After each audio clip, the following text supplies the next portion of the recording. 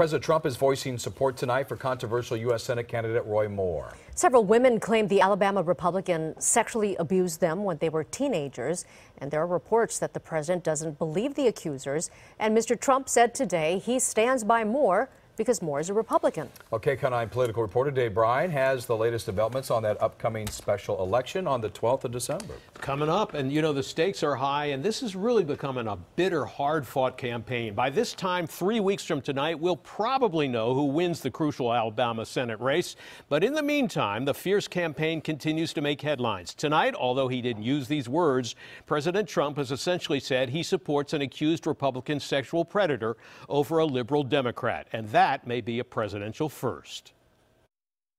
Mr. President, can you come and answer a few questions?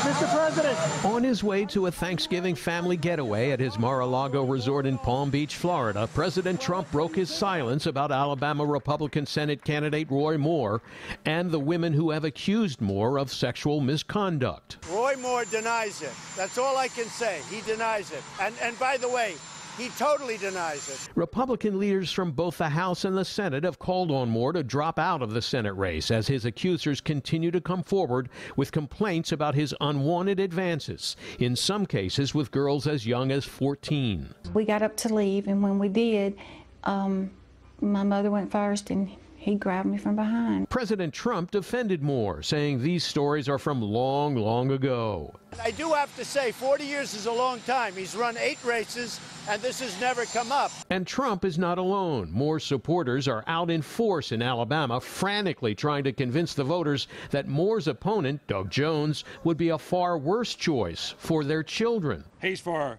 transgenders going into your little girls' bathrooms and boys pretending like they're girls going into the bathrooms with your children at school. And Alabamians, if you've got a teenager that's in the locker room, girl, and one of these transgender people decide they want to be a girl for the day, well, Doug Jones thinks they should be able to go take a shower with them. President Trump did not quite go that far in trying to scare the voters into voting for Moore, but he did use a dirty word in Alabama: liberal. I can tell you one thing for sure. We don't need a liberal person in there, a Democrat. Asked about the parade of high-profile men being accused of sexual misconduct or worse these days, the president said he's glad those stories are being made public. Women are very special. I think it's a very special time because a lot of things are coming out, and I think that's good for our society, and I think it's very, very good for women. But that's a far different attitude than the 2005 Access Hollywood audio tape of presidential candidate Donald Trump, which was released during the 2016 campaign and forced Trump to apologize, even though he called it simple locker room talk. I moved on her like a bitch, and she was married. And when you're a star, they let you do it. You can do anything. Whatever you want. Grab them by the I can do anything. Certainly I'm not proud of it, but this is locker room talk. During the campaign, 10 women made allegations of sexual harassment against Trump, charges which he denied again just last month. All I can say is it's totally fake news. Now Trump says Moore's conservative values should be the deciding factor in the campaign in Alabama, and he didn't rule out the possibility that he might even campaign for Moore in the closing weeks.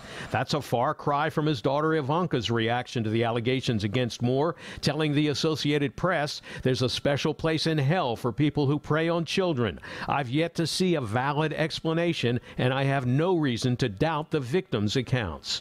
But the strangest reaction to the Moore allegations may have come from evangelical pastor Flip Benham, who told a radio show that by the time Moore returned from his military service in Vietnam and graduated from law school, there weren't any available women in Alabama who were Roy Moore's age back in the late 70s. Many of the ladies that he possibly could have married were not available then. They were already married, maybe somewhere. And so he looked in a different direction, and always with the parents of younger ladies. He did that because, you know, there's something about a purity of a young woman, and there's something about something that's good, that's true, that's straight.